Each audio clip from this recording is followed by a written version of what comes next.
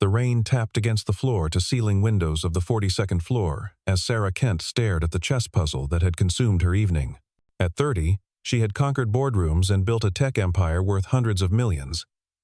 Yet this intricate arrangement of pieces remained unsolved after weeks of analysis. The elevator chimed softly, and she glanced up to see Daniel Morris step into her office with a pizza box, followed by a small girl clutching a worn chess set. The child's eyes found the chessboard, and without hesitation, she announced with quiet confidence, "I can solve this chess puzzle." Sarah Kent had built her empire from the ground up, transforming a small startup into one of the most influential technology companies on the West Coast. Her office, perched atop the gleaming Kent Tower, stood as a testament to her relentless drive and uncompromising vision. The walls were lined with awards, magazine covers featuring her stern but beautiful face, and photographs of her shaking hands with presidents and prime ministers. Yet for all her professional triumphs, Sarah remained an enigma to those around her. Employees spoke of her in hushed tones, describing her as brilliant but distant, demanding but fair. She had never married, never had children, and rarely spoke of her personal life. Her world revolved around quarterly reports, board meetings, and strategic acquisitions. Her childhood had been spent in the shadow of another high-rise, where her father, a prominent investment banker, had worked 16-hour days climbing his own corporate ladder. Sarah remembered sitting in waiting rooms outside his office, watching secretaries bustle past, while she clutched coloring books that never seemed to hold his attention long enough to matter. Her mother, overwhelmed by the demands of high society and her husband's absence, had retreated into a world of charity galas and prescription medications. Sarah learned early that success meant sacrifice, that love was a luxury few could afford, and that emotional distance was not just survival but strategy. She excelled in school, graduated summa cum laude from Stanford, and entered the business world with a heart already armored against disappointment. The chess pieces before her seemed to mock her tonight. She had been trying to solve the same puzzle for weeks, a complex endgame scenario that required not just logical thinking but intuitive understanding. Sarah prided herself on her analytical mind, her ability to see 3 moves ahead in business negotiations. But this particular arrangement of pawns and knights continued to elude her.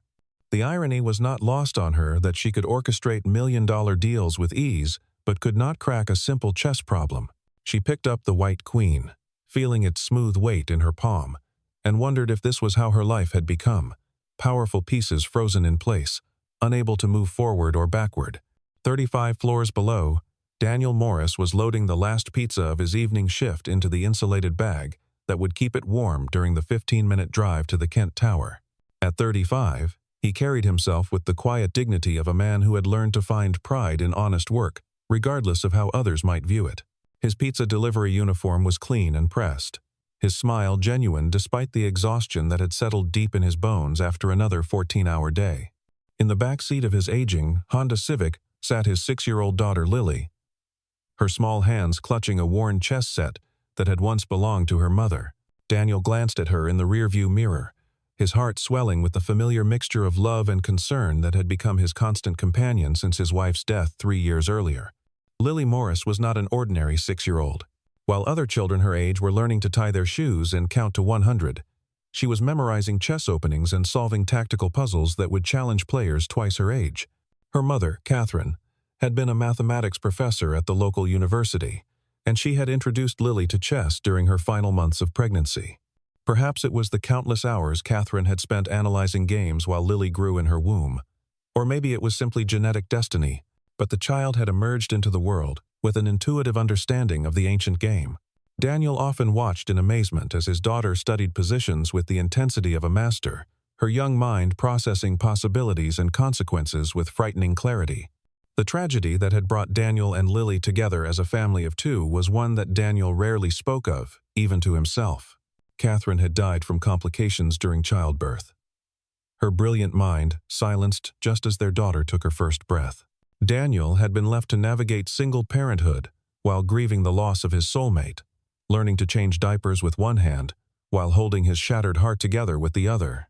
Their small apartment above Daniel's watch repair shop had become a sanctuary of sorts, filled with the gentle ticking of timepieces and the occasional sound of Lily moving chess pieces across her board. Daniel had taught himself the basics of the game to better connect with his daughter, but he quickly realized that she had inherited her mother's gift. By age 4, Lily was beating him regularly. By 5, she was solving puzzles from chess magazines. Now, at 6, she carried that worn chess set everywhere, treating it like other children might treat a favorite doll. The evening delivery to the Kent Tower was unusual, because Daniel rarely received orders to such prestigious addresses. Most of his customers lived in middle-class neighborhoods, ordering pepperoni pizzas for family movie nights or late-night study sessions. But tonight's order had come from the executive floor, specifying delivery directly to the CEO's office. Daniel had no choice but to bring Lily along, as he did most evenings when his elderly neighbor Mrs. Patterson was unavailable to babysit. He hoped the brief encounter would be professional and quick, allowing him to return home before Lily's bedtime. As the elevator climbed toward the 42nd floor, Lily pressed her face against the brushed steel doors, watching the numbers change with fascination. She clutched her chess set tighter, sensing that tonight would be different from their usual pizza deliveries. Daniel straightened his uniform and checked his watch, knowing that punctuality was especially important when dealing with corporate executives. The elevator dinged softly as they reached their destination, and the doors opened to reveal a world of marble floors and contemporary art that seemed as foreign to them as another planet. Sarah looked up from her chessboard as a soft knock interrupted her solitude. She had forgotten about the pizza order, placed more out of obligation to eat something than actual hunger. As she called for the visitors to enter, she expected to see a typical delivery driver, probably college-aged, and eager to complete the transaction quickly. Instead, she found herself face-to-face with a man whose eyes held depths of experience and compassion that seemed almost out of place in her sterile corporate environment. Behind him stood a small girl with dark hair and intelligent eyes, clutching what appeared to be a chess set against her chest. Daniel stepped forward with professional courtesy, introducing himself and explaining that he had brought his daughter along due to childcare circumstances. Sarah nodded absently, her attention already returning to the chess puzzle that had consumed her evening.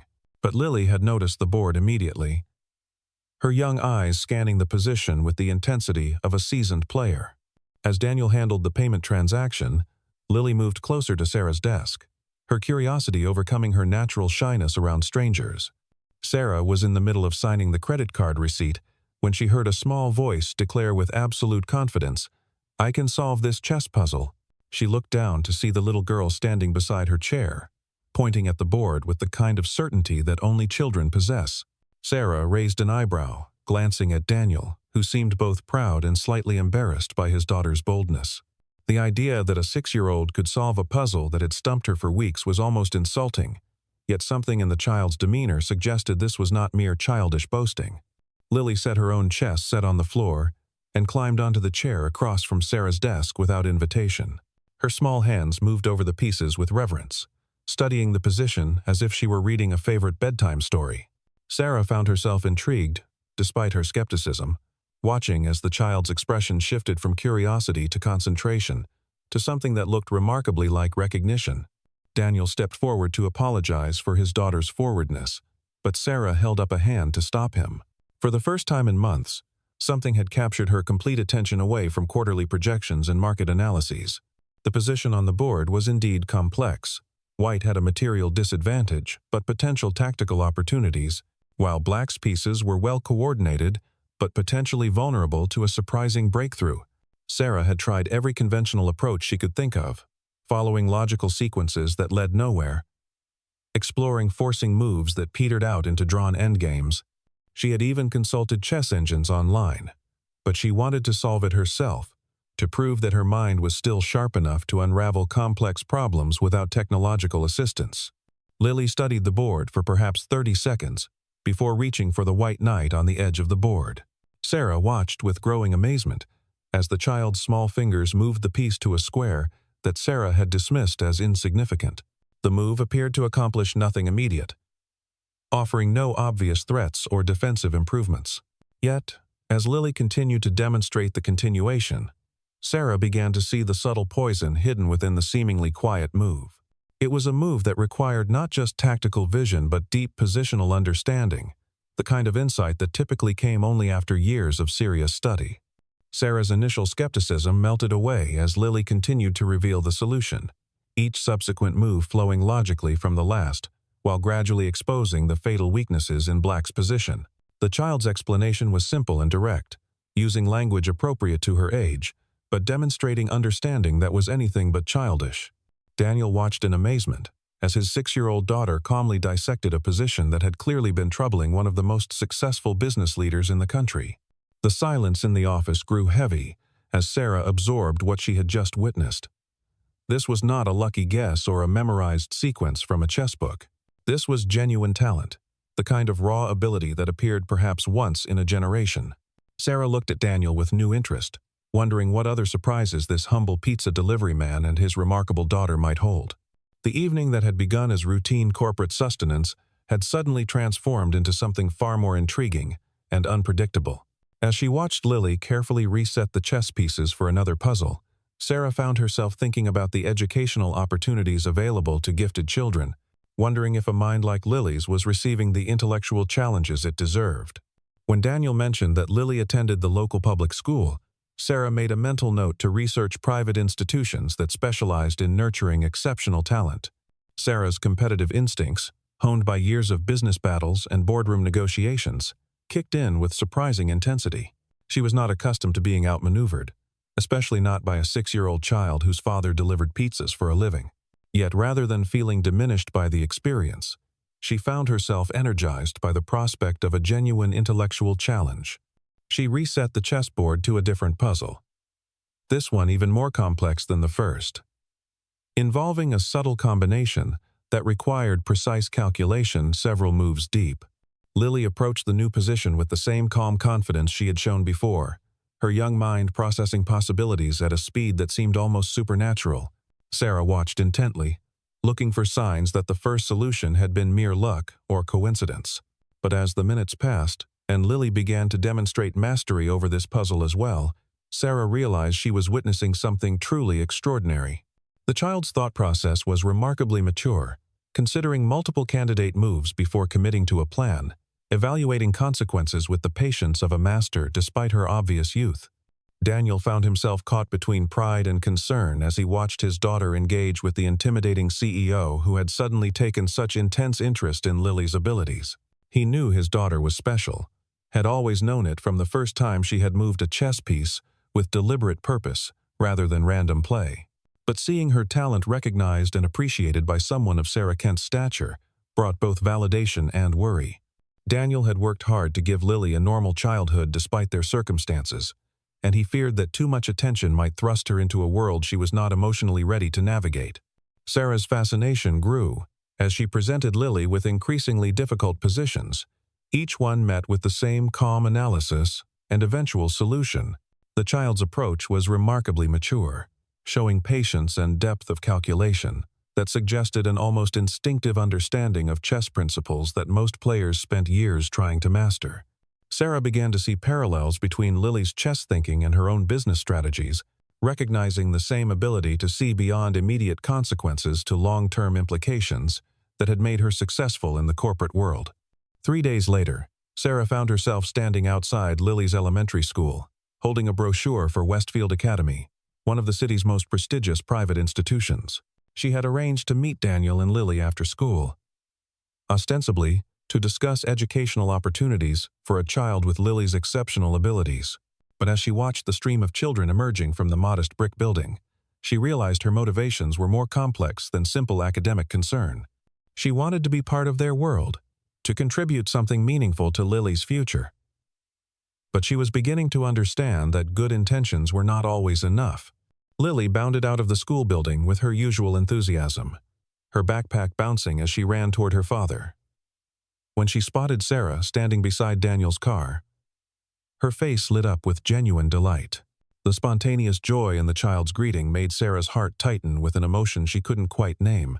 Daniel's smile was warmer than it had been in their first meeting, but she detected a hint of wariness in his eyes as she explained her proposal to visit Westfield Academy together. The drive to Westfield took them through neighborhoods that became progressively more affluent, the modest homes and corner shops of Daniel's area giving way to manicured lawns and elegant storefronts. Lily pressed her face to the window, pointing out interesting sights with the curiosity that characterized everything she did, while Daniel grew quieter with each passing mile. Sarah began to sense that this journey represented more than just a school visit. It was a crossing of invisible boundaries that separated their worlds in ways that money could mask but never truly bridge. Westfield Academy occupied several acres of pristine grounds, its Georgian architecture speaking of tradition, privilege, and expectations that had been carefully cultivated over generations. As they walked through halls lined with portraits of distinguished alumni and trophy cases filled with academic and athletic achievements, Sarah watched Daniel's expression grow increasingly guarded. This was not his world. And despite Sarah's presence beside him, he clearly felt like an intruder in a space designed for people who had never known economic uncertainty or social invisibility. The admissions director, Mrs. Thornberry, greeted them with the kind of polished courtesy that wealthy institutions reserved for prospective families. Her assessment of Lily was thorough and professional, acknowledging the child's obvious intellectual gifts, while subtly evaluating whether the family possessed the social capital necessary to thrive in Westfield's rarefied atmosphere. Sarah found herself bristling at the woman's barely concealed condescension toward Daniel, recognizing in Mrs.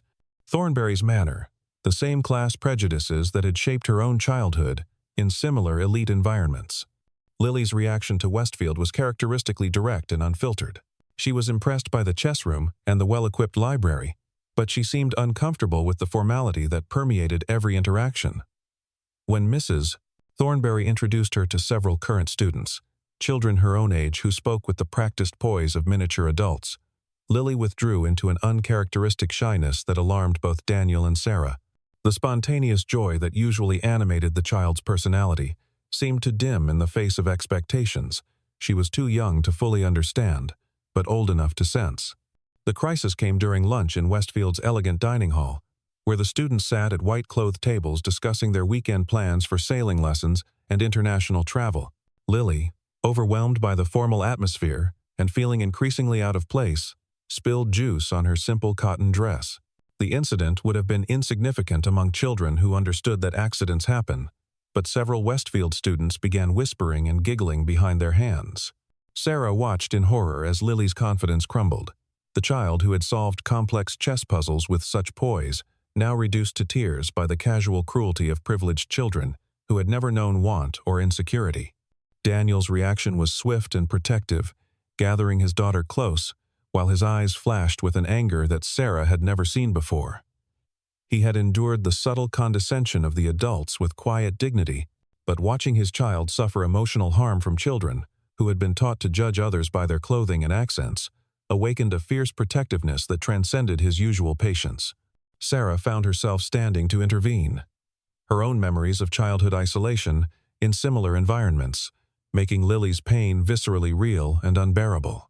The ride home was conducted in heavy silence, broken only by Lily's occasional sniffles and Daniel's gentle murmurs of comfort. Sarah sat in the passenger seat, staring out at the neighborhoods that now seemed to represent not opportunity but barriers, invisible walls that separated people into categories of worthy and unworthy, based on circumstances beyond their control. She began to understand that her well-intentioned attempt to improve Lily's educational prospects had instead exposed the child to a form of prejudice that could wound far deeper than any material deprivation. When they reached Daniel's modest apartment building, he turned to Sarah with an expression that mixed gratitude with something approaching reproach. He thanked her for her interest in Lily's education, but his words carried an undertone of protective determination that made clear his priorities. His daughter's emotional well-being mattered more than any academic opportunities, and he would not sacrifice her childhood happiness for the promise of future advantages that came at such a psychological cost. Sarah followed them upstairs to the small apartment above the watch repair shop, seeing their living space for the first time through eyes newly educated by the day's experiences. The modest furnishings and worn carpet that might once have seemed evidence of limitation now appeared as tokens of authenticity and genuine love. The walls were covered with Lily's artwork and photographs of family memories, creating an atmosphere of warmth that no amount of money could purchase or replicate. Lily retreated to her room with her chess set, but instead of setting up puzzles as she usually did, she simply held the pieces in her small hands, as if drawing comfort from their familiar weight and texture. Daniel made tea in the tiny kitchen, while Sarah sat at the small dining table, feeling like an intruder in a space that was modest but complete, lacking nothing that truly mattered. The contrast between this genuine family environment and the sterile perfection of her own life had never been more apparent or more painful. As evening fell, the three of them sat together in the living room, but the easy connection they had shared in Sarah's office seemed strained by the day's revelations. Lily's natural enthusiasm was subdued, while Daniel maintained a careful distance that reflected his growing awareness of the complications that Sarah's presence might bring to their lives. Sarah realized that her desire to help had inadvertently highlighted the very differences that made their connection both precious and potentially problematic. The evening that was supposed to represent new possibilities had instead illuminated the challenges they would face in bridging the gap between their worlds. Sarah understood that good intentions were not enough, that her wealth and resources could not solve every problem, and might, in fact, create new ones. The lesson was humbling and necessary, forcing her to confront the reality that love and family could not be purchased or engineered, but had to be built slowly through understanding, respect, and genuine commitment to each other's well-being, above all other considerations. Yet even as she grappled with these realizations, Sarah could not ignore the growing whispers in her professional circles about her unusual new associations. Word traveled quickly in the interconnected world of corporate leadership, and her visit to Westfield Academy with a pizza delivery driver and his daughter had not gone unnoticed by those who monitored such things for signs of weakness or poor judgment. 2 weeks later, Sarah's carefully constructed professional world began to crumble in ways she had never anticipated. The quarterly board meeting had been scheduled months in advance, but the timing could not have been worse. Stories about her unusual relationship with a pizza delivery driver and his daughter had begun circulating through the business community, reaching the ears of Kent Industries' more conservative board members who viewed her personal choices as potential liability to the company's reputation. Richard Blackwood, the board's most influential member and a man who had opposed Sarah's appointment as CEO from the beginning, opened the meeting with pointed questions about her recent decisions and priorities. His concerns were couched in business language, but the subtext was clear. Wealthy CEOs did not consort with working-class families without raising questions about their judgment and fitness for leadership. The other board members watched with uncomfortable silence as Blackwood systematically questioned her commitment to the company's image and stakeholder interests. Sarah found herself defending not just her personal choices, but her fundamental values, articulating beliefs about human worth and authentic connection that sounded foreign in the sterile environment of corporate governance. She spoke about Daniel's integrity and intelligence, about Lily's remarkable gifts, about the possibility that business success without personal fulfillment was not success at all. But her words seemed to hang in the air like foreign concepts, incomprehensible to people who had spent decades measuring worth solely through financial metrics and social positioning. The confrontation reached its climax when Blackwood delivered an ultimatum disguised as friendly advice. Sarah could continue her charitable interests in private, but any public association that might damage the company's reputation would force the board to reconsider her position. The message was clear. Choose between the corporate empire she had built and the family she was hoping to build. The choice that should have been obvious felt impossibly complex, representing not just personal preference, but fundamental questions about identity and values. Unknown to Sarah, Daniel had been waiting in the lobby to discuss their weekend plans with Lily when he overheard enough of the boardroom conversation to understand the situation. His protective instincts, always strong when it came to his daughter, now extended to Sarah as well. He realized that his presence in her life was creating the very problems he had feared from the beginning, threatening to destroy everything she had worked to achieve. The solution seemed obvious. Remove himself and Lily from the equation, allowing Sarah to preserve her career without the complications their relationship had introduced. By the time Sarah emerged from the boardroom, emotionally drained, and facing the most difficult decision of her professional life, Daniel had already made his choice. He told her gently but firmly that he could not allow their relationship to jeopardize everything she had built. That some gaps between different worlds were too wide to bridge without casualties on both sides. His decision was presented as temporary and practical, but Sarah recognized the finality in his voice and understood that he was trying to protect both her and Lily from consequences that seemed increasingly inevitable. The conversation that followed was heartbreaking in its careful civility. Two people who had found something precious together acknowledging that external pressures might make their connection impossible to sustain. Daniel spoke about his responsibility to put Lily's welfare above all other considerations, while Sarah faced the realization that her world of privilege and power came with constraints she had never fully understood. The price of crossing social boundaries was higher than either of them had anticipated, requiring sacrifices that seemed to negate the very happiness they had hoped to achieve. 3 months later, the Jefferson Community Center buzzed with nervous energy as the annual Youth Chess Championship prepared to begin. Sarah sat in the back row of folding chairs, wearing jeans and a simple sweater, instead of her usual business attire, trying to remain inconspicuous among the parents and grandparents who had come to support their young players. She had not spoken to Daniel or Lily since their painful goodbye. But when she learned about the tournament through a chess magazine article, she could not resist the opportunity to see how Lily was progressing. Lily had grown in the months since their separation, carrying herself with a confidence that seemed both more mature and more genuinely childlike than before. She wore a simple tournament outfit that Daniel had clearly chosen with care, and her chess set was the same worn wooden pieces that had captured Sarah's attention that first evening. When Lily spotted Sarah in the audience, her face lit up with unguarded joy, and she waved enthusiastically before being called to her board for the first round. The tournament represented more than just chess competition. It was Lily's first major event since the traumatic experience at Westfield Academy. Sarah watched anxiously as the child faced opponents who ranged from serious young players to casual participants just learning the game. Lily's approach had evolved during their time apart, showing not just tactical brilliance but emotional maturity that suggested she had learned valuable lessons about handling pressure and maintaining perspective. Daniel arrived just as the second round was beginning, carrying a thermos of coffee and wearing an expression of focused attention that Sarah remembered well from their evenings together. He had aged slightly in the months since their separation, showing signs of the strain that came from working multiple jobs while supporting a gifted child's development. When he noticed Sarah in the audience, his reaction was complex: surprise, warmth, and something that might have been relief mixing in his expression. The tournament progressed with Lily advancing steadily through the rounds, but Sarah found herself paying equal attention to the other parents and their interactions with their children.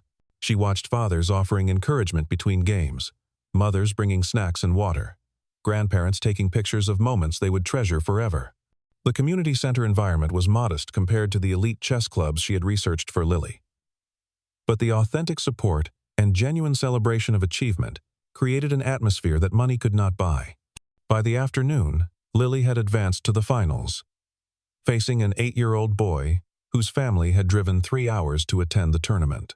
The championship game was a complex struggle that showcased both players' abilities, but Sarah found herself more impressed by Lily's sportsmanship than her tactical skills. When her opponent made a mistake that would have been easy to exploit, Lily gently suggested he reconsider his move, showing the kind of character that had nothing to do with chess instruction and everything to do with the values Daniel had instilled in her. Lily won the championship in a game that demonstrated both her exceptional talent and her growing emotional maturity. But the moment that moved Sarah to tears came during the award ceremony, when Lily was asked to say a few words about her victory. The 6-year-old spoke simply about loving chess, but loving her family more, thanking her father for teaching her that winning was important, but being kind was more important. Her words carried a wisdom that seemed to encompass everything Sarah had lost in her pursuit of professional success. As the crowd began to disperse, Sarah found herself face to face with Daniel and Lily for the first time in months. The reunion was awkward initially, with all the complicated emotions of separation and regret hanging in the air between them. But Lily's innocent joy at seeing Sarah again broke through the adult complications, and soon they were talking naturally about the tournament, about chess, about the small details of daily life that Sarah had missed more than she had realized. During the conversation, Sarah made a decision that surprised even herself.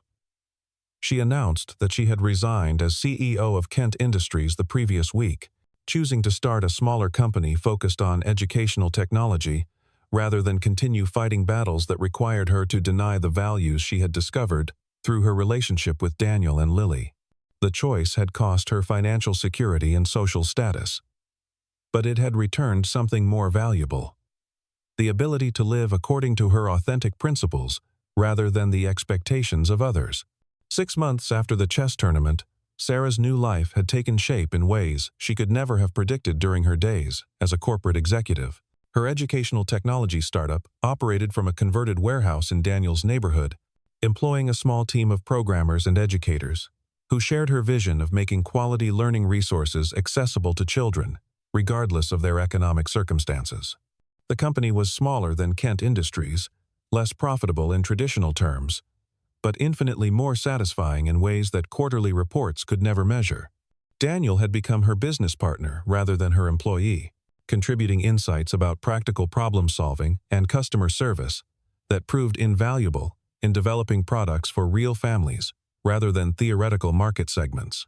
His watch repair shop occupied the ground floor of their building, creating an unusual but effective combination of old-world craftsmanship and cutting-edge technology. Customers often remarked on the pleasant atmosphere that resulted from this unlikely partnership, sensing that something authentic and meaningful was happening in the space they shared.